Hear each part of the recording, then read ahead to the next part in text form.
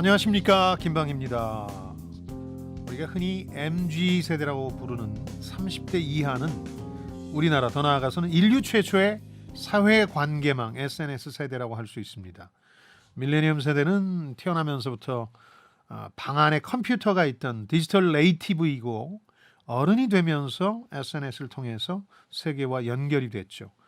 G세대는 아예 유아기를 지나자마자 SNS를 통해서 세계를 인식한 최초의 세대라고 해야 되겠죠. 지금 와서 메타버스가 사업과 투자의 중요한 영역으로 떠올랐지만, 실은 2세대 구성원들에게는 SNS라는 가상세계가 진작부터 삶의 일부로 받아들여졌습니다. 그 결과 이전 세대와는 완전히 다른 라이프스타일, 더 나아가서는 가치관과 목표가 생겨났는데요. 어떤 이들은 한국 사회에서 명문대 가는 것, 스포츠 스타나 연예인이 되는 것이 궁극적으로 돈이나 명예, 권력을 얻는 방편이라면, 어렵고 힘든 과정을 다 생략하고 SNS를 통해서 유명세를 얻는 게 더 효율적이라고 여기기까지 합니다. 우회할 것 없이 바로 유명세로 직행하고 그에 따르는 부수적 혜택들을 누리자는 거죠. 자, 오늘 읽을 책이 바로 2030의 SNS 중독기, 구독, 좋아요, 알림 설정까지라는 책입니다. 페이스북이나 인스타그램, 유튜브, 틱톡 같은 매체에 하루 4시간 이상, 100회 이상 접속하는 헤비 유저들에 대한 심층 면담 보고서입니다. 유명해지고 싶은 2030 인류학 보고서라는 흥미로운 부제도 붙어 있습니다. 지식과 지혜를 얻는 가장 경제적인 방법, 성공 예감 별책 부록 지금 시작하겠습니다.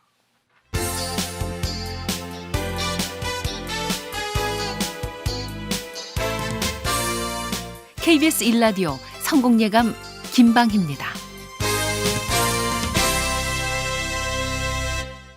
자, 별책 부록의 책 읽어주는 남자 김방희입니다. 별님 씨 모시겠습니다. 어서 오십시오. 네, 안녕하세요. 별책부록에서 별을 맡고 있는 광명수입니다. 반갑습니다. 여러모로 어메이징한 베이징 동계올림픽이 내일 폐막을 하네요. 경기하랴 홈터스에 이겨내랴 분주했던 우리 태극전사들. 마지막까지 파이팅이에요. 어메이징? 코베이징? 네, 하여튼 뭐 논란이 많았던 동계올림픽이 막을 곧 내리는군요. 네. 자, 댓글 보고 가겠습니다. 샵 9730 KBS 콩 그리고 유튜브를 통해서 많은 의견 주셨습니다. 기업 경영에서 잭 웰치 이상의 성과를 거둔 CEO들을 분석하면서 현금의 가치를 확인해 본 시간이었죠. 윌리엄 손다이크가 쓴 현금의 재발견, 지난 시간 함께 읽어봤는데요. 8명의 CEO 중 시청자 또 청취자 여러분들의 마음에 닿는 리더들은 누구였을지 먼저 궁금하네요. 유인숙님, 캐서린 그레이엄, 특권 계층의 배경을 타고났음에도 항상 일하는 여성의 역할 모델이 되고자 노력하는 멋진 모습을 배우고 싶네요 해주셨고, 예. 김영래님도 예. 캐서린 그레이엄 뽑아주셨네요. 워싱턴 포스트 경영인으로 소신 있게 산 언론인으로 존경하고 있었는데 예. 소개해주셔서 고맙습니다 해주셨습니다. 저도 언론사에 있을 때 이런 소유주를 만나고 싶었는데 국내는 아직인가요? 없더군요. 네. 예, 기업가로서도 대단하다는 걸 새삼스럽게 그 책을 통해서 알게 되셨으리라고 믿습니다. 네. 그리고 1918번님께서는 네. 존 말로는 케이블 사업자로도 유명하지만 미국 최대 땅 부자로 알고 있어요. 서울 면적의 15배쯤 되는 땅을 가지고 있다더군요 해주셨습니다. 맞습니다. 존 말론이 케이블 사업을 시작할 때는 1980년대는 이 TV 시청이 어려운 지역들이 많았거든요. 네. 거기 케이블을 깔면서 그 지역 땅들을 야금야금 샀어요. 근데 운 좋게도, 이건 뭐 운이라고 해야 되겠죠. 그 1990년대 중반 이후에 부동산 가격이 엄청 뛰었고 2008년에 비록 잠깐의 하락기가 있긴 했지만 다시 엄청나게 뛰니까 이걸로도 돈을 많이 번 셈이 됐죠. 네. 될 놈은 된다더라 뭐 이런 얘기가 생각나는데, 근데 욕을 많이 먹지는 않습니다. 부동산 투기라고 욕 먹지 않는 이유는 워낙 뭐 땅덩어리가 넓은 것도 있지만 사업을 위해서 초기에 사들였고, 또 이분이 글로벌 금융위기 이후에 현금이 많이 남으니까 부동산뿐만 아니라 많은 자산을 사들이거든요. 네. 그때는 겁이 나서 사들이지 않을 때였는데 워렌 버핏과 함께 사들이면서 미국이 어려울 때 미국을 믿은 경영자, 이런 평가를 받으니까 네. 우리처럼 뭐 부동산 투기했다 이렇게 비난하는 건 아닙니다. 과열된 시장에 들어간 게 아니었고 그렇죠. 그 반대였던 거죠. 그렇습니다. 네, 그리고 장현주님 워렌 버핏의 안목에 다시 한번 놀랍니다. 그의 해안을 1이라도 가졌으면 얼마나 좋을까요? 해주셨네요. 해안을 표절할 수는 없는 노릇이니까 네. 그분의 성실함이라도 본받자고요. 그분은 중학교 이후부터 단 한 번도 돈을 벌기 위해서 일을 걸은 적이 없습니다. 그렇게 부자가 되고 나서도 네. 자가용 비행기도 정말 최근에 샀는데 그것도 찰리 먼거라는 자기 오른팔의 조언을 듣고 강권에 의해서 삽니다. 이 세상 돌아다녀야 되는데 일일이 표 끊고 줄 서서 가고 하는 게 얼마나 비효율적인지 아느냐. 사놓고 나서는 연례 주주총회 보고서에다가 정말 미안하다고 자가용 비행기 샀다고 씁니다. 그러니까 좀 그렇게 다른 분이긴 하죠. 부자이신데도요. 예. 그러니까 정말 열심히 일한 분이죠. 그러니까 생각을 멈추는 법도 없고 위험을 무릅쓰지 않은 적도 단 한순간도 없었기 때문에 저는 뭐 그런 분이라면 네. 충분히 보상받을 만하다고 생각합니다. 반면에 심혜정님은 깔끔한 한마디 해주셨습니다. 전 그런 게 없어서 평범하게 살아요. 해주셨고요. 네, 이창영님은 인간의 탐욕을 예견하는 능력이 뛰어난 투자자들입니다. 전쟁에서의 제갈량인 셈이죠. 하지만 개인 투자자, 개미는 그들에게서 나오는 패턴에 끌려가기에 성공하지 못하는 겁니다. 해주셨네요. 이제 아주 빼어난 사업가나 투자자를 보면서 많은 사람들이 절망하는 이유는 그분들이 가진 것을 우리가 못 가졌기 때문에 나는 할 수 없어 이런 생각이거든요. 특히 지능이 혹은 지혜가 그분들보다 떨어진다거나 더 많은 얘기는 아마 판돈이라고 얘기할 겁니다. 자본이 큰 사람들이니까 돈을 버는 세상에서 그 사람들이 이기는 건 당연해 이렇게 얘기하는데 저는 그 생각에 동의하지는 않습니다. 네. 그러니까 그분들의 성공이 성공을 부를 때까지 수많은 실패를 통해서 이뤄낸 거거든요. 워렌 버핏은 중학교 때부터 주식 투자를 한 거고요. 그러면서 계속 공부를 하고 실력을 쌓아나간 거니까요. 제가 가끔 인용하는 마이클 조던의 명언이 그겁니다. 농구계에서 세계에서 가장 성공한 이 프로페셔널은 자신이 900번이나 경기에서 졌고 슛으로 치면 수천 번을 놓쳤고 특히 자기 마음속에 담아두고 있는 게 위닝샷이라 그래서 경기 승부를 막판에 뒤집을 수 있는 슛 기회가 주변 동료들이 자기한테 준 거 아니겠습니까? 네. 26번이나 그런 기회가 왔는데 놓쳤다. 그 실패 얘기를 계속해요. 그러면서 내가 성공한 이야기를 해달라고 하면 늘 이 얘기를 한다. 내가 성공할 수 있었던 건 그만큼 실패했기 때문이다. 계속했기 때문이라는 거죠. 아마 그 지금 빼어난 기업가나 투자자만큼 우리도 한다면 그리고 운만 조금 따라준다면 우리도 성공할 수 있지 않을까요? 네. 전 그렇게 그만큼 생각합니다. 또 우리 소장님께서도 실패 전문가라고 늘 말씀을 해주시는데 실패 전문이죠. 그렇게 말씀을 해주시는 송장님이야말로 성공하신 삶이 아닐까. 아직 아닌가요? 갈 길이 멉니다. 네, 그리고 이분께는 든든한 응원을 해드리고 싶습니다. 예. 현금의 귀한 가치를 아는 분이거든요. 김수연님, 새벽부터 아르바이트하며 들어요. 오늘 아르바이트비 받는 날이에요. 많진 않지만 좋네요. 일 끝나고 삼겹살 사가서 가족들과 먹으려고요. 볼륨 업 해놓고 힘내서 일할게요. 해주셨습니다. 좋습니다. 김수현님 응원하겠고요. 네. 저는 그래서 아이들이 고등학교 졸업하고 대학 가면 아무리 부잣집이어도 아이들 아르바이트를 좀 시키라고 권합니다. 네. 현금의 가치를 알아야 되니까요. 그리고 자그마한 성취라도 그걸 이루게 되면 더 큰 성취를 위해서 도전하는데 거침이 없어지거든요. 네. 이렇게 성공이든 실패든 차근차근 쌓아가는 겁니다. 그 8명의 위대한 사업가이자 투자자들도 다 그랬어요. 이어서 오늘의 주제로 넘어갑니다. 잎풀기 토크.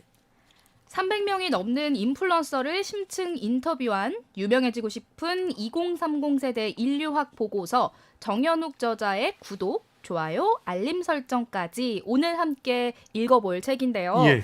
지난주도 그랬지만 아마 별책 부록을 자주 시청하시고 청취하시는 분들은 아실 거예요. 요즘 별책 부록에서 다양한 책들을 좀 전해드리려고 하고 있다. 이런 노력을 좀 알아봐 주실 것 같거든요. 광명수 씨가 너무 힘들어했죠. 아닙니다. 그건 농담이고요. 그러니까 아무래도 이제 경제 경영이나 자기계발서 중심의 구독 리스트를 가질 수밖에 없거든요. 네. 조금 벗어나고 싶어서 심리학, 인류학, 뭐 각종 과학서들도 앞으로도 계속 포함시키려고 합니다. 지난주에는 경제 소설도 한 편 읽었잖아요. 맞습니다. 근데 그 소설 읽은 이유는 경제 경영 현상에 대한 이해도를 높이기 위한 거거든요. 그러니까 다른 분야의 책을 읽더라도 반드시 경제 경영 분야 혹은 자기 개발 분야에서 어떤 시사점을 던져주는 것들을 네. 고르려고 합니다. 그게 성공예감 별책 부록만의 구독 리스트라고 보시면 되겠고요. 네. 이번 주 2030 이른바 MZ세대의 SNS 이용 실태가 궁금해서 저도 잘 모르는 분야라서 네.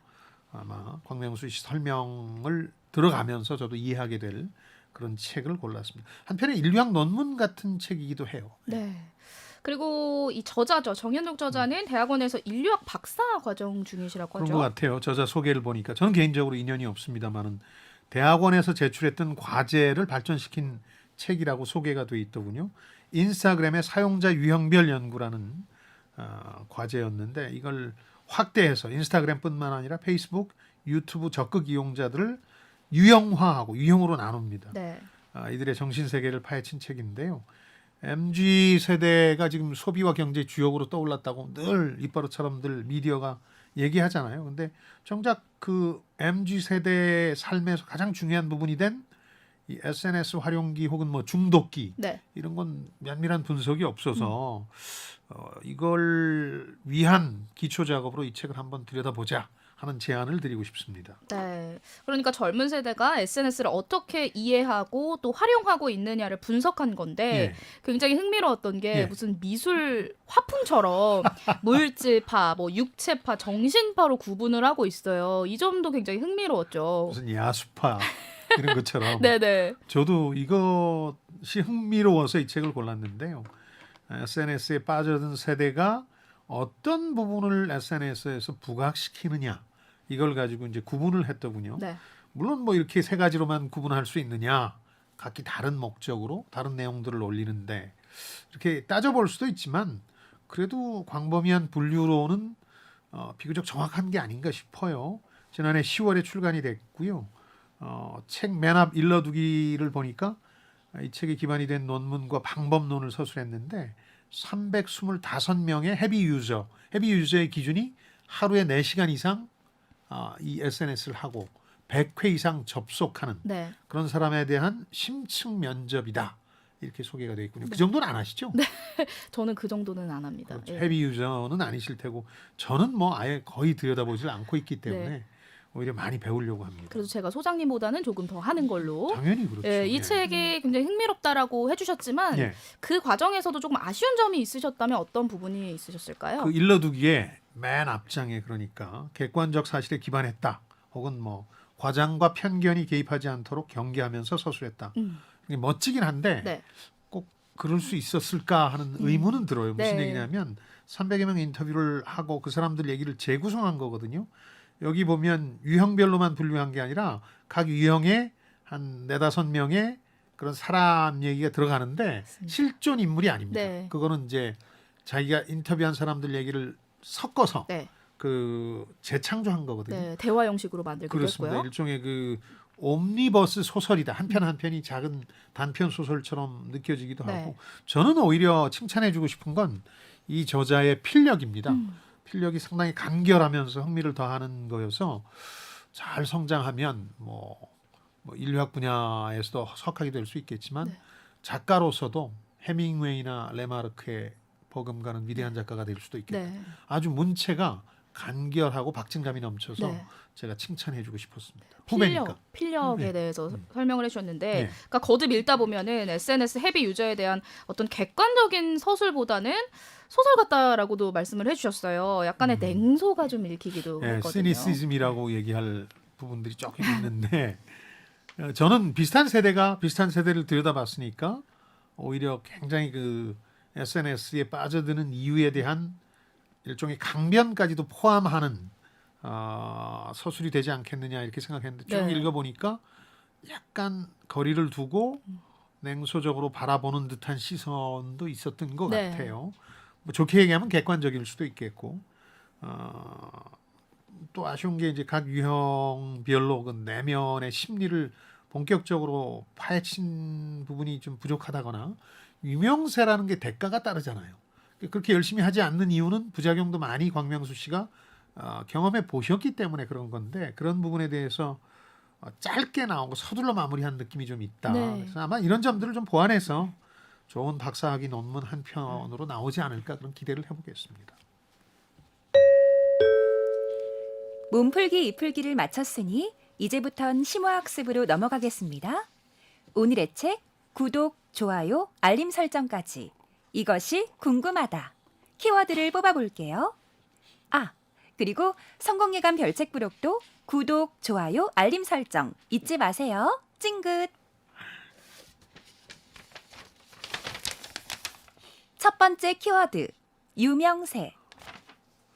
네. AI와 광명수 씨는 구독, 좋아요, 알림 설정을 잊지 마세요 하고 제스처까지 써가면서 홍보를 했는데 정작 제가 그걸 잘 몰라서 네. 못했는데 그 특별한 제스처의 의미가 있습니까? 꼭 눌러주세요. 구독, 좋아요, 알림 설정까지 필수입니다. 여러분들 기억하고 계시죠? 그걸 그렇게 유튜버를 만드시는 분들은 늘 얘기를 하는 말이죠. 그럼요. 네, 또 자신만의 또 제스처가 있거든요. 그런 것들도 소장님께서 이제 해주셔야 돼요. 이제는 유튜버로서 때가 자격이 없군요. 저는. 시대가 이제 달라졌기 때문에 소장님만의 제스처를 만들어내셔야 됩니다. 알겠습니다. 참 숙제는 나날이 늘고 따라가는 데는 한계가 있고 그러니까 유명세가 SNS의 본질이라고 저자는 본 것 같아요. 그래서 지금 성공으로 가는 가장 확실한 경로다. 이건 물론 SNS 빠져든 2030의 얘기입니다. 네. 그리고 성공과 유명세가 한 몸이 됐다. 이런 표현도 등장하는데 흥미롭더군요. 아무도 모르는 억만장자보다 누구나 다 아는 백만장자가 낫다. 이게 정확히 제 생각하고 다르던데 저는 아무도 모르는 억만장자로 살고 싶지 누구나 다 아는 백만장자로 살고 싶지는 않은데 어쨌든 네. 요즘 2030의 정신세계는 이렇다는 거죠. 그리고 인스타와 유튜브는 이런 비유도 흥미로웠습니다. 원시시대의 동굴 벽화가 있잖아요. 이런 것들이 제의, 어떤 종교적 의미, 기도 이런 차원도 있지만 내가 그림을 그리고 그 사람 아마 엄청난 각광을 받았겠죠. 관심을 받았을 테고 그런 의미를 가지고 있는 게 아니냐 그렇게 얘기했고 아까 얘기한 것처럼 공통의 유형과 뿌리를 세 가지로 구분합니다. 물질을 내세하는 사람, 사실은 물질을 과시하는 사람들이죠. 네. 육체를 보여주려는 사람, 정신의 세계에 과몰입하는 사람 이렇게 물질파, 육체파, 정신파로 나누고 누가 됐든 간에 공통점은 과시의 쇼케이스다. 뭔가를 과시하려고 한다. 그게 지적 능력이든 육체적 외양이든 아니면 내가 소비한 어떤 물질이 됐든 간에 부를 과시해서 더 유명해지고 부자가 된다. 물질파로 예로 들면 부를 과시합니다. 좀 분에 넘치게 과시하기도 하죠. 플렉스 문화라는 게 정말 부자라서가 아니라 과시하고 싶어서 네. 부를 보여주는 거니까. 근데 그걸로 유명해서 시쳇말로 떴다. 그러면 다시 돈을 벌 수 있어요. 협찬도 들어올 테고 이른바 광고도 들어오고 네. 뭐 뒷광고도 들어오고 뭐 이러다 보니까 유명세가 사회가 공인한 성공 코스다.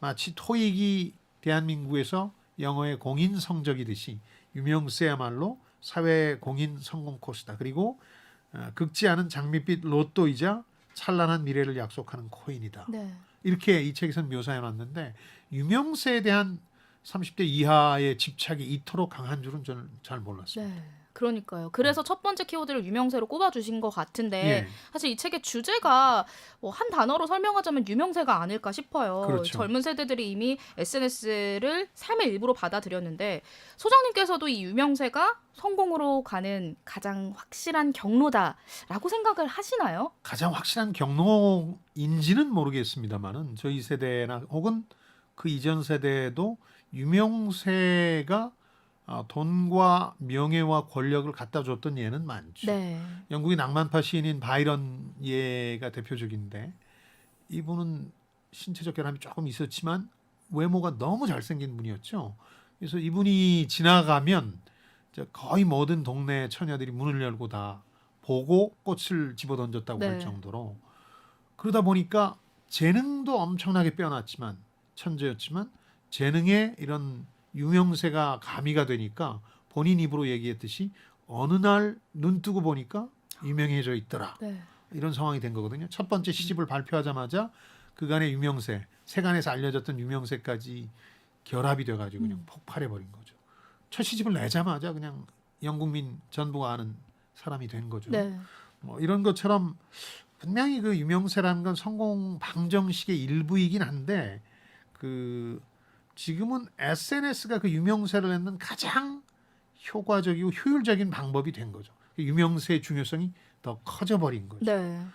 그래서 성공을 향한 가장 확실한 경로라고 얘기하는 것 같은데 꼭 성공 방정식에 이것만 있는 것은 아니다. 저희 세대는 오히려 이게 네. 익숙치가 않다는 네. 거죠.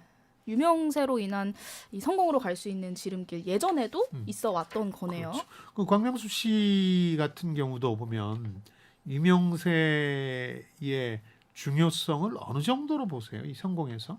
사실 저도 요즘 세대에는 예. 유명해야 성공할 수 있다라는 생각을 어느 정도 가지고 있어요. 왜냐하면 최근에 제가 한 아이돌의 인터뷰를 봤었는데 예. 아이돌이 실제로 유명 연예기획사에 이제 발탁이 된 이유가 SNS에서 섭외를 받았다고 하더라고요. 먼저 SNS로 유명해지고 나서 그렇죠.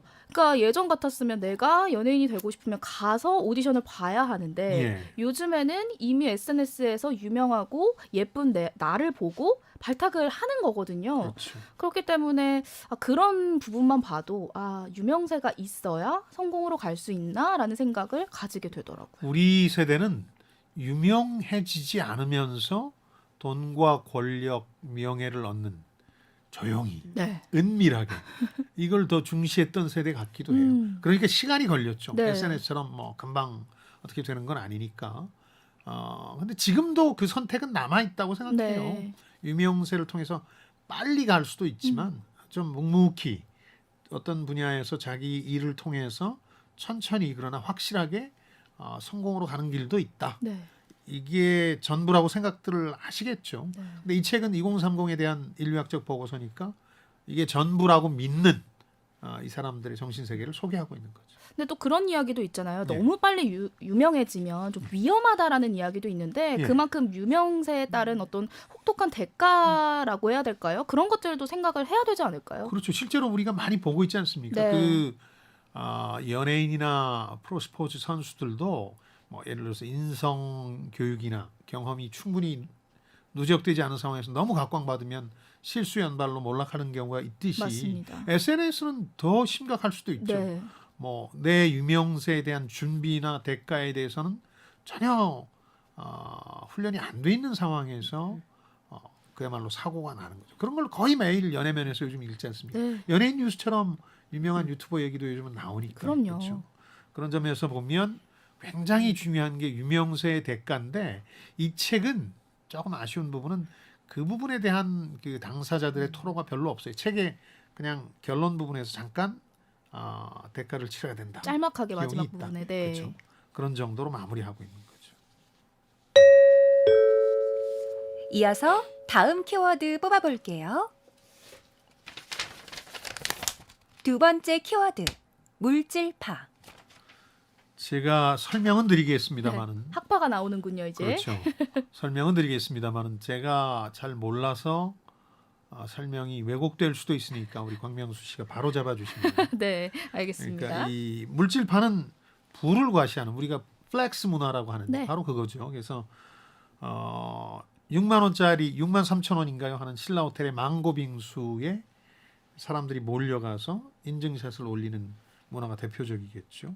근데 이 책의 가공의 사례에서도 나옵니다만은 남들이 이제 막 언론에 사도 보도를 하니까 따라오기 시작하면 여기 망고 빙수 맛이 변했네 하면서 거기를 이제 또 멀리하는 거죠. 네. 그래서 새로운 핫플을 찾아 나서는데, 그러니까 사람마다 자기가 가능한 선에서 다 플렉스를 하려고 하죠. 돈이 많으면 여성들의 로망이라는 에르메스 버킨백 언박싱이라 그래서 풀르면서 찍는 거. 네, 맞습니다. 저도 몰랐는데 뭐 이렇게 풀릅니까 이거? 오렌지 박스를 내용물 그것도 리본부터, 예. 가능하면 이제 빨리 신상품이 나오고 그렇죠. 나면 누가 먼저 하느냐 하는 경쟁도 벌어지는 거. 네. 이게 이제 비싸서 못 한다면 스타벅스에서 17잔 마시고 추천 음료 석 잔 마시면 주는 레디백이라고 하더군요. 책을 읽어보니까. 그것도 줄을 서야 합니다. 새벽부터. 그렇죠. 못 예. 받을 수도 있고.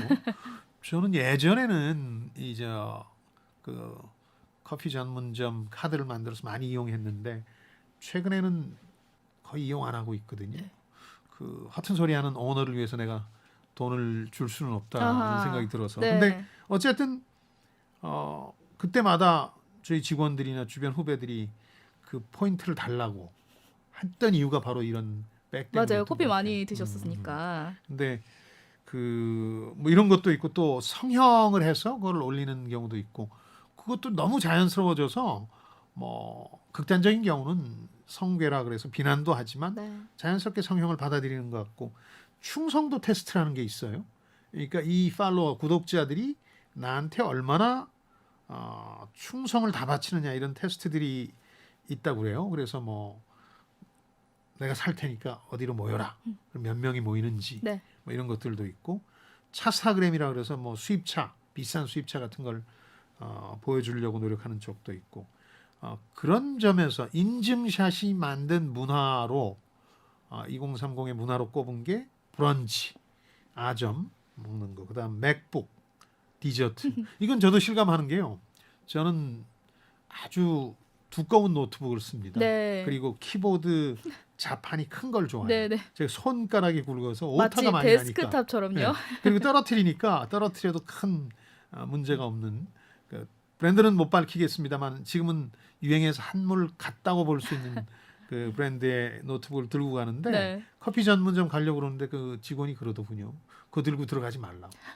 너무 망신스럽고 전부 먹다만 사과를 붙여놓은 노트북을 들고 네, 가니까 굉장히 얇고 가벼운. 그렇죠. 예. 그 너무 눈에 띄는 짓이다 이런 얘기를 하던데 그게 이제 그렇고 디저트도 밥 다 먹어놓고 디저트 가게에서 인증샷은 올려야 되는 그런 거 인싸 감성이란 이건 뭐 이 정도 용어는 저도 미디어 때문에 압니다.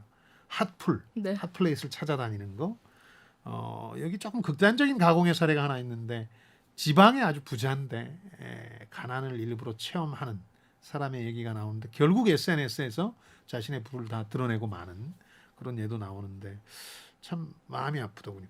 근데 흥미로운 건 어디서 좋아요를 누르고 어디서 악플이 달리는가의 경계에 관한 얘기가 저는 흥미로웠거든요. 네.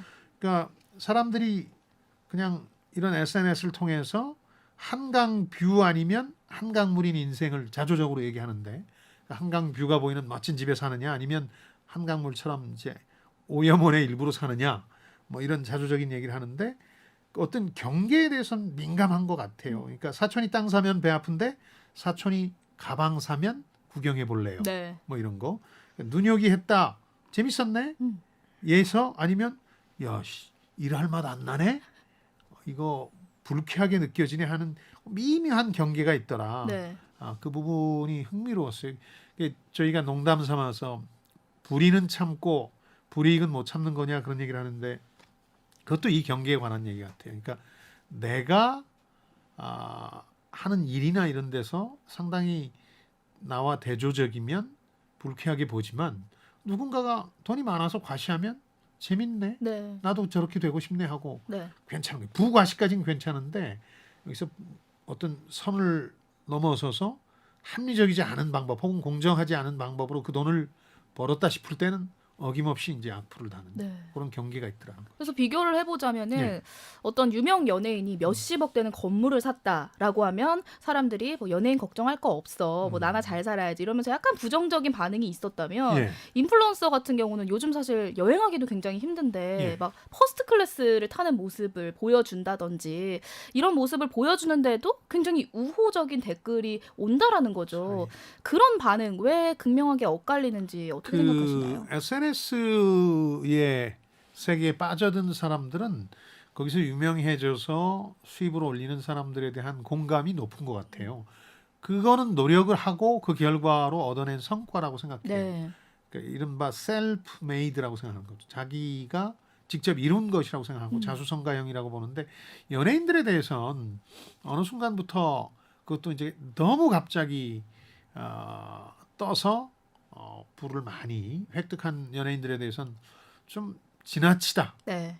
지나치게 부가 집중된다 하는 음. 약간의 그 시기 질투를 넘어서는 감정들을 가지게 되는 것 네. 같아요. 그래서 야, 일할 마다 안 나네. 음. 뭐 이렇게 좀 비아냥거리게 되는 거죠. 그럼에도 불구하고 저는 이게 30년 전이었으면 정말 사회적 공적이 될 수도 있었는데 네. 그 사람들이 지금은 뭐 그냥 시큰둥하게 한마디 하고 마는 거죠. 그런 점에서 보면 부를 과시하는 것에 대해서는 전반적으로 굉장히 우리 사회가 2030이 중심이 돼서 관대해졌다고 네. 저는 평가하는데요. 네. 그러니까 소장님께서 방금 말씀해주신 것처럼 이렇게 과시하는 문화가 소장님 세대에는 익숙하지 않은 문화인 것 같거든요. 그렇죠. 그러니까 이른바 플렉스라고 하는 이런 분위기가 낯설게 느껴지거나 이제는 좀 저는 편안해지셨나요? 낯설게 느껴지죠. 아직도. 네. 그러니까 부를 과시하지 말라는 건 자기가 배웠다기보다는 집안에서부터 엄청나게 들었던 얘기고 네.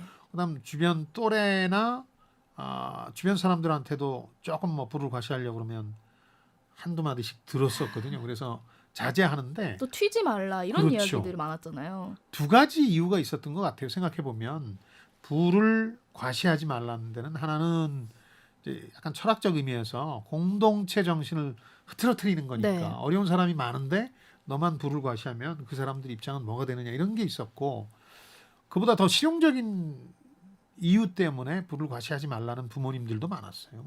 저희 부모님도 야, 돈 있다고 자랑하지 마라. 돈 냄새를 풍기는 거다. 네. 그러면 틀림없이 누군가 와서 돈 빌려달라 그럴 거다. 저는 목돈이 생겼다는 얘기를 한 적도 없는데 뭐 SNS를 하는 것도 아니고 네. 근데 무슨 적금이라도 하나 타게 되면 희한하게 그 냄새가 나는 건지 네. 돈 빌려달라는 친구들이 오더군요. 어. 그런 점에서 보면 실용적인 이유도 있었던 건데 지금은 완전히 달라진 거죠. 플렉스 문화가 대표적이긴 합니다만 자신의 부를 과시하는 것에 대해서도 과감해졌지만 남의 부 과시에 대해서도 많이 이제 수용하지 하는 게 아니냐. 네. 다만 그 한계 아까부터 말씀드린 한계는 상당히 애매모호한데 중요하다는 생각은 들어요. 최근에 왜 가품을 언박싱하고 그래서 논란이 된 프리지아라는 분이 있잖아요. 네, 그러니까 인플루언서가 있었죠. 유명세를 타서 연예인이 거꾸로 되려고 했던 네. 기획사에 소속돼서 이런 경우가 있는데 뭐 누가 잘했느냐 이걸 떠나서 우리 사회가 어느 선이 되니까 이걸 용납 안 하고 막 그 자숙을 강요하다시피 해서 네. 미디어에 이제 얼굴을 비치지 않게 됐는데 그 선이 뭔지 저도 잘 모르겠어요. 그냥 제 생각은 네. 뭐 가품을 명품처럼 속였다, 거짓말했다, 지적재산권에 대한 이해가 떨어졌다.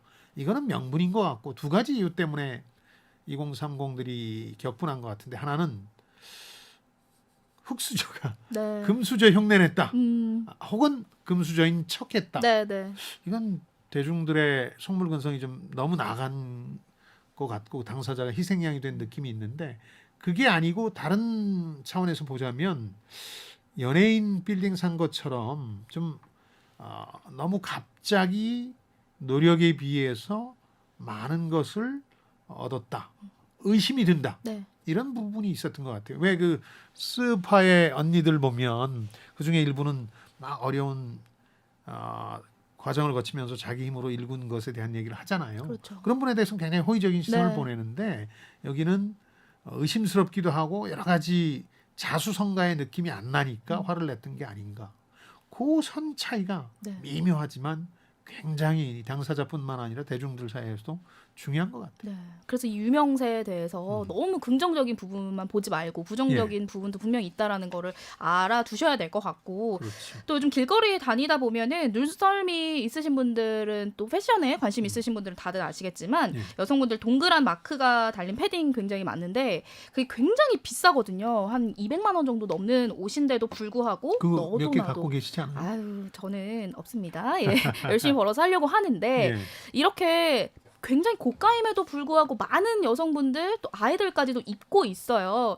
그렇기 때문에 이 럭셔리한 브랜드 이미지가 되려 깎이는 건 아닌가. 실제로 굉장히 유명한 그 명품 브랜드에서 청소년들, 어린 아이들이 많이 입기 시작하면서 브랜드 이미지가 많이 깎였다라는 기사를 그럴 수 본 적이 있죠. 있거든요. 그래서 뭐 이제 샤넬은 더 이상 명품이 아니다 이런 얘기도 나오고 네. 그럴 정도가 됐는데 흥미로운 지점은 SNS의 이런 면이죠. 인증샷이라는 걸 올릴 땐 내가 얼리 어댑터다 혹은 유행을 누구보다도 먼저 선도한다 이런 자부심으로 올리는데 사람들은 그걸 다시 따라하게 되니까 네. 유행을 더 빨리 확산시켜요. 그러니까 아주 유명한 브랜드나 패션이 생겨나죠. 가디건이어도 왜 줄이 들어간 가디건이라든가 네. 이런 것들. 근데 생각해 보면 지극히 속물적이죠. 나만 올리는 건 아니고 아무리 빨리 올린다 하더라도 금방 또 그 확산이 되거든요. 그래서 마케팅 이론 가운데 그렇게 그런 사람들이 다 그 유행을 따를 때 이제 소수의 반항자적 기질을 가진 사람들이 다시 그 유행을 뒤집는 그 주기가 있다고 그러거든요. 네. 유행의 주기는 그래서 성립되는 건데 SNS는 그걸 좀 더 빨리 만들어 놓은 게 아닌가 싶어요. 지금 보세요. 그 동그라미가 들어간 패딩이 2, 3년 후에는 좀 너무 많이들 하고 다녀서 뭐 가품도 있겠지만 좀 시들해질 거예요. 이어서 다음 키워드 뽑아볼게요. 세 번째 키워드, 육체파. 뭐 저로선 이해 안 가기는 물질파만큼이나 육체파도 못지않은데 그러실 수도 있을 것 같습니다. 홈 트레이닝 집에서 운동들을 많이 하는 것 같아 보니까 바디 프로필 이거는 저도 저희 프로그램 본 방송에서도 이 유행이 의미하는 바가 뭐냐를 따져본 적이 있는데 네. 근데 이 저자의 설명은 자신에 대한 선물이다. 그러니까 자신의 몸매를 인증한다는 개념이다. 제가 또 납득이 안 되는 게요. 애플 힙이라 그래서 여성분들이 그 엉덩이를 강조하는 사진들을 꼭 찍으시더군요. 이게 어떤 포즈가 있던데. 딱. 근데 그 되게 엉덩이라는 부위가 금기시되던 부위거든요. 그걸 네. 이렇게 드러내고 하는 게. 근데 뭐 그런 변화도 나타나게 되고. 그래서 저자의 설명은 코로나 때문에 집에 머무르는 시간이 늘고 또 멘탈 관리와 자기 개발을 위해서도 한다. 그러니까 그 운동을 하면서 막 고통스러운데 그 고통이 즐거움의 일부가 된 거죠. 나 자신에 이렇게 투자하면 그 대가는 반드시 돌아온다. 네. 그래서 이걸 저희 그 트렌드 팔로우 시간에는 본 방송에선 헬시 플레저라는 개념으로 트렌드를 설명했는데 건강한 즐거움. 과거에는 엄청나게 단 혹은 엄청나게 지방 성분이 많은 음식을 먹으면서 guilty pleasure라고 그랬거든요. 죄의식은 있는데 너무 즐거운 거예요. 그래서 guilty pleasure들을 많이 즐겼는데 지금은 healthy pleasure. 자기 자신을 가꾸면서 목표에 도달하는 자기 자신을 보면서 격려해주고 이거 대단한 성취를 이뤘다고 위안받는 거죠. 그래서 네. 삶과 몸에 대한 기록이자 저장이다. 인증 문화의 일부다. 이것도 일리가 있어요. 그러니까 뭐 운동을 할 수는 있죠. 저희 세대는 운동하고 말았는데 그리고 집에서 이렇게 배가 들어간 모습을 보고 흡족해 하고 말았는데 지금 이거 반드시 사진을 찍어서 SNS에 인증샷을 올리는 거죠. 그래서 나쁘게 볼 게 아니라 이걸 긍정적 자기개발 에너지이고 코로나로 어려움 겪는 사람들에게는 소소한 위안이 돼줬다 이렇게 봐야 된다. 근데 여기서도 지적했지만 이 책에서도 지적했지만 이게 몸과 운동이란 형태로 나타나긴 하지만 자기 통제에 대한 욕심이나 강박이거든요. 내가 이렇게 하려고 했는데 실제로 이렇게 하는 걸 보면서 내 혼자의 힘으로 내가 알아서 스스로 이룬 거다. 자기 통제에 대한 그 어떤 성취감의 기본이 자기 통제가 되는 거죠. 나는 그 식욕을 이겨내고 결국 이렇게 된 거야. 네. 헬창 뭐 이런 표현도 쓴다고 그래요. 네, 네. 헬스에 미친 사람들이죠. 제가 몰라서 그러면서 이제 다른 사람들이 보기엔 이게 다 외부의 시선 때문에 그런 것 같지만 그러니까 외부에서 나를 멋진 몸 혹은 섹시한 몸으로 봐달라는 것 같지만 그게 아니라 자기 자신에 대한 어떤 몰입이 진짜 동기가 아니냐 네. 뭐 이런 얘기를 이 저자는 하더군요. 네. 육체파라고 하지만 어떻게 보면 외모를 굉장히 중시하고 있는 거잖아요. 외모 지상주의인 셈이죠. 네, 그러니까 이 외모가 근데 유명세의 기반이 되기 때문에 또 이런 네. 세대이기 때문에 이런 현상이 또 일어나는 게 아닐까요? 그렇죠. 네. 그래서 심지어 그런 표현도 저자는 썼는데 제비가 물어다준 박씨다. 이 좋은 몸매 네. 혹은 잘생긴 외모 이런 것들이 저도 잘 모르니까 여쭤가면서 할 텐데 인스타그램 같은 경우는 게시물 인사이트라 그래서 구독자 수뿐만 아니라 분석이 다 나온다면서요. 네. 주로 어떤 분들이 누가 내 걸 들여다보고 좋아요를 누르는지 구독을 누르는지 이런 것들을 보면서 일종의 인사이트를 얻어가면서 대중이 원하는 취향도 반영을 하는 거겠죠. 네. 협찬을 이제 받기 시작하죠. 어느 정도 유명세를 얻기 시작하면 그러면서 노출과 유명세의 딜레마도 등장하게 되는 거죠. 많이 벗을수록 좋아하는 것 같긴 한데 그렇다고 너무 많이 벗으면 오히려 이제 욕을 먹는 맞습니다. 이것도 경계가 애매한 네. 저는 모릅니다. 그 경계가 어딘지는 모릅니다만은 그러다 보니까 자연스럽게 욕심은 빨리 나는 반면에 기대도 큰 반면에 네. 돈을 벌어야지 하는 이게 안 되니까 유튜브 뒷광고 논란 뭐 이런 게 벌어져서 유명 유튜브 일부가 떨어져 나가기도 하고 그랬잖아요. 네. 그래서 이런 의식이 있다는 건 저는 이 책 읽으면서 처음 알았어요. 명문대를 왜 가느냐? 명문대 가서 나중에 결국 유명해지고 돈 많이 벌고 그러려는 거 아니냐? 그렇게 명문대 어렵게 갈 게 아니라 그러면 바로 SNS로 가서 유명세와 돈을 얻으면 될 거 아니냐 네. 이런 생각을 하기도 한다 그래요. 네. 네. 근데 저는 이런 경험은 한번 한 적이 있어요. 저희 먼 지인 집안 중에 대학을 포기하고 고등학교만 졸업한 조카뻘 되는 여자아이가 있었는데 집에서 고민이 많았죠. 네. 대학을 안 간다 그러니까 취직이나 할지 뭐 고민이 많은데 이 친구가 특이하게 10대 연애 상담소를 유튜브로 차렸어요. 근데 100만을 넘어서는 대박이 인플루언서가 났군요. 됐어요. 네. 심지어 돈도 많이 벌어요. 네. 100만이면 돈을 돈 많이 많이 벌 수밖에 버나요? 없죠. 예. 그래서 그 오빠들 중에 의사가 된 분이 있는데 물론 뭐 의사들 중에도 자리를 잡고 돈 많이 벌고 유명한 분들도 많겠지만 시간이 오래 걸리잖아요. 네. 근데 이건 고등학교를 졸업하고 나서 몇 년 만에 이룬 성취이기 때문에 부모님들도 지금은 이 명절날 모이면 그 아이 화제 중심으로 집안에 신기하기도 분위기가 하고요. 흘러간다 네. 그래요. 예. 그런 것처럼 이 2030 입장에서는 이렇게 느낄 수 있겠고 어떤 그 육체를 통해서도 유명세와 돈을 챙길 수 있다는 네. 생각을 굳혀가는 것 같아요. 흥미로운 것들은 한국에 들어와 있는 백인들, 뭐 홍대 이런 데 가면 많이 만나볼 수 있는 사람들이 한국에 관심을 끄는 인스타그램을 하는 노하우들도 알고 있었다는 네. 거. 한국 사람들은 이런 얘기를 좋아한다는 거. 그리고 외모 프리미엄이라는 게 분명히 SNS에 있다. 이걸 이제 어떤 인터뷰에 응한 사람 하나는 까임 방지권, 까방권이라고 그러죠. 이 정도는 압니다. 많이 알고 계시네요. 그렇죠. 그리고 또 인스타에서 아까 유명세를 얻으면 파리피플이 된다 그래서 저희 본방에서도 한번 소개해드렸습니다만 물건을 팔기 시작하고 그 규모가 엄청나게 많이 파는 어마어마하죠. 사람들 같은 경우는 홈쇼핑 채널 하나의 위력을 가지기도 맞습니다. 한다. 그걸 그런 얘기가 있어요. 연예인들만 파는 게 아니라 일반인들까지 팔고 있으니까요. 권명수 씨는 뭐 파는 거 없습니까? 저는 아직 없습니다. 지금 여러분께서는 주말에만 만나는 성공예감 별책 부록을 듣고 계십니다. 오늘 들려드리는 책은 구독, 좋아요, 알림 설정까지입니다. 이어서 다음 키워드로 넘어갑니다. 네 번째 키워드, 정신파. 이 정신파라는 이름이 붙은 SNS 헤비 유저들은 어떤 분들일까 그랬더니 무슨 뭐 철학하고 이런 분들은 아니고 네네. 정치나 시사 많이 하는 분들 그러니까 막 그 세상 돌아가는 일에 대해서 쓰고 이분들이 가장 큰 이제 말하자면 보람을 느낀다고 그럴까요? 유명세를 얻는 계기가 유명한 사람이 이 글을 링크하는 거예요. 뭐 이런 것 유명인의 네네. 점지. 그래서 좋아요가 뭐 엄청나게 달리는 거. 그걸 좋아요 뽕이라고 하더군요. 뭘 뽕자를 붙이는 걸 좋아하니까. 패북 현자라는 표현도 저도 들어본 적이 있는데 이런 걸 꿈 목표로 간직하고 그러니까 이분들이 어떻게 보면 정치나 우리 사회의 선동가 역할도 하다 보니까 정치적 양극화에도 한 몫을 하는 것 같은데 이 사람들의 성공 공식이 있더군요.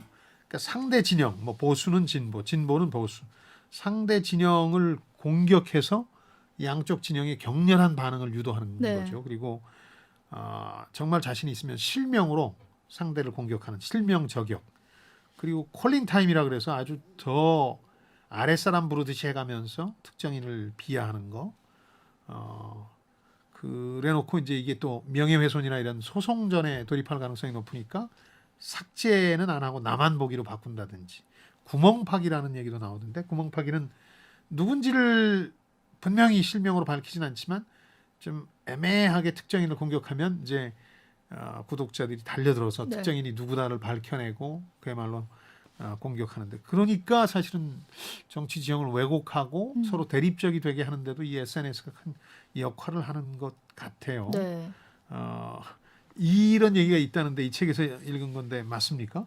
가난한데 할 얘기가 많으면 페북하고 잘생기고 부유하면 인스타하고 이도저도 아니면 트위터한다 이런 얘기가 있는데 맞습니까? 요즘은 계속 왔다 갔다 하는 것 같아요. 그래요? 처음에는 이제 페북을 하던 분들이 인스타로 완전 이렇게 갔다가 요즘에는 또 뭐 블로그까지도 다시 돌아가고 있으니까 하긴 그렇죠. 네, 왔다 갔다 하고 있는 것 같은데. 정신파의 경우는 글을 길게 써야 되니까 페이스북 중심이고 네임드라고 불리는 유명한 네.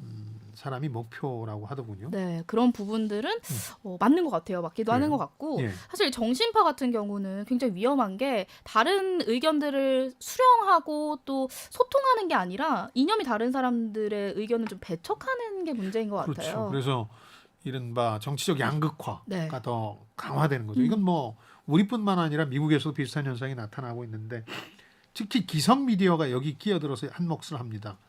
유명인 이른바 네임드라는 사람들이 뭘 써요. 진중권 씨가 대표적이겠죠. 네. 그러면 이걸 바로 봤습니다. 미디어가 취재 한 번 안 하고 페이스북을 보고 기사를 쭉 쓰면 네, 댓글이 달리기 시작하고 다시 또 반박이 나오고 그러면서 그렇죠. 일종의 그 새로운 비즈니스 모델이 되는 거죠. 네. 이걸 이제 국뽕 같은 것들도 마찬가지인데 우리 애국심을 자극하는 거, 외국인까지 동원하면서 이런 것들도 결국은 돈의 문제로 직결된다. 빵 굽는 국뽕이라는 표현이 등장하거든요. 그래서 상당히 그 장사 속이 돼가고 있다. 점점 더 정신파의 경우도 그러면서 페이스북과 다음에 그 브런치라는 메뉴가 있지 않습니까? 거기에 주로 이제 글들을 네. 길게 쓸 수 있으니까 이용한다. 맞습니다. 이 정신파들 그런 네. 얘기죠. 저도 SNS를 안 하는 건 아니지만 드물게 하고 있거든요. 근데 가끔 열심히 하다가도 안 하게 되는 게 제가 열심히 할 때는 긍정적인 것 같다가도 어느 틈에는 좀 부정적인 생각이 밀려올 때가 내가 사람들에게 뭔가 인정을 받지 못하고 있고 교류가 잘 안 되는구나라는 생각이 들 때거든요. 개인적인 딜레마일 뿐만 아니라 사실은 SNS 매체 숙명 같은 거기도 한 것 같아요. 그러니까 이해받고 싶다는 생각이 있잖아요. 이걸 통해서 누군가 낯선 사람들과 교류하고 싶다는 생각이었고 그건 우리 사회 혹은 공동체의 가치에도 이바지할 거라는 게 처음에 SNS가 생겨날 때 기대였거든요. 근데 지금 와서 분명해진 건 이해받고 싶다는 거하고 유명해지고 싶다는 건 조금 달라요. 그러니까 사람들이 이해를 해주는 게 아니라 다 유명해지고 싶은 경쟁을 벌이면서 이제 서로를 공격하기도 하고 그러니까 사회적으로 혹은 공동체의 가치에 반하는 일들이 더 많이 아까 정치적 양극화 얘기도 했는데 더 강화되고 남에 대한 인신공격 늘어나고 악플 들어서 뭐 비극적 선택을 한 경우도 늘고 네. 그러다 보니까 SNS가 없던 시절보다 더 나아진 게 과연 있느냐는 의심이 들 정도가 된 거죠. 이어서 다음 키워드 뽑아볼게요. 마지막 키워드, 유명세의 대가. 각 유형별로 유파별로 조금씩 상황이 다르다는 게 흥미롭더군요. 네. 그러니까 물질파는 상대방보다 내가 더 잘 나간다는 걸 보여주려는 강박에 시달리는 거고 그러면서 점점 남들이 하지 않는 플렉스, 과시를 해야 되니까 돈도 많이 들겠죠. 네. 그러면서 이제 파산하기도 하고 카푸어 같은 경우가 대표적이겠죠. 이분들한테는 우리 교류해요. 정신적으로 소통하고 공감대를 나눈 이런 얘기를 싫어한답니다. 네. 그냥 내가 인증샷 올리는 거에 대해서 부럽다. 나도 가고 싶다. 뭐 이런 얘기를 써주는 걸 더 좋아하지. 그렇죠. 뭐 소통과 공감대 나누자는 얘기에 대해서는 콧방귀를 낀다 이런 네. 얘기도 흥미로웠고 육체파는 비교적 이분들이 종사하는 분야가 한정돼 있다. 뭐 트레이너라든가 스포츠 관련 강사, 뭐 필라테스, 요가 강사 이런 분들인데 이분들은 몸으로 표현할 수 있는데 한계가 있고 노출이라는 게 무작정 해서는 안 되는 거니까 그러다 보니까 서로에 대한 응원과 지지를 보낸다. 좀 끼리끼리 몰려다니는 경향이 있다. 이런 지적도 있었고 네. 정신파는 그야말로 SNS 컨텐츠에 과몰입하는 부류들이 이쪽인데 막 그러다 보니까 고의적으로 선전선동을 하기 위해서 어그로를 한다든지 뭐 이런 것들도 나타나고 네. 경제 활동에 큰 도움은 안 된다. 여기서 뭐 돈을 많이 벌진 못하니까 네. 정신 쪽은. 그래서 이 육체파의 경우는 직업하고 결합했는데 정신파의 경우에는 직장 생활에 문제가 있을 수 있잖아요. 글을 쓰고 싶거든요. 네. 공격하고 싶고.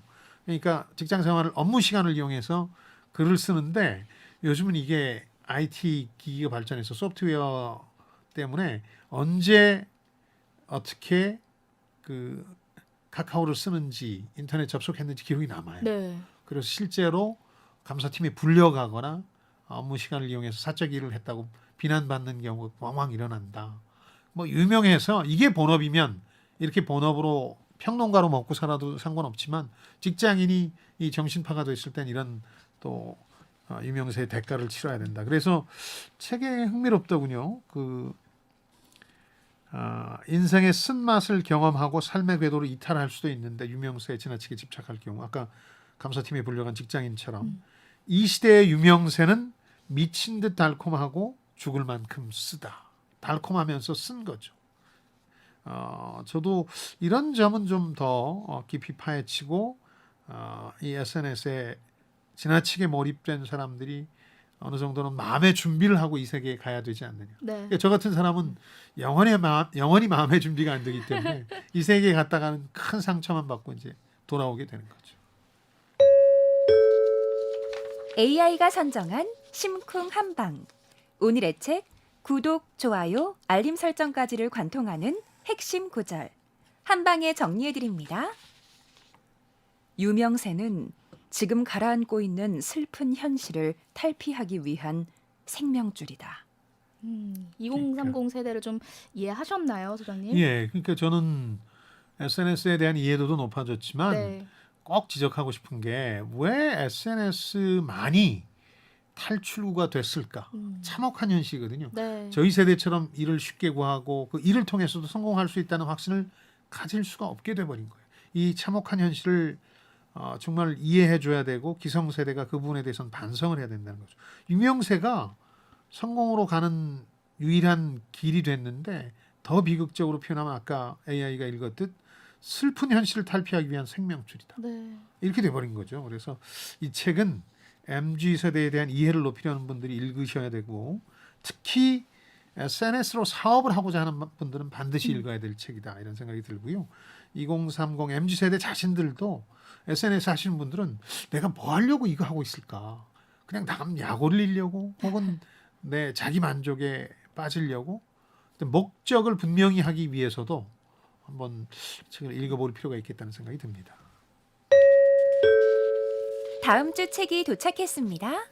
네, 세계라는 거대한 어항 속에서 물고기, 그리고 우리는 어떤 존재일까요? 19세기에 활동한 생물학자 데이비드 스타 조던의 삶을 쫓아가면서 자연의 흐름을 거스르는 인간의 과욕에 대해 알아보도록 하겠습니다. 과학 전문 기자 룰루 밀러가 쓴 물고기는 존재하지 않는다. 다음 주에 다뤄볼게요. 네, 역시 다음 주에도 별책 부록 독서 리스트 확장의 일환입니다. 네.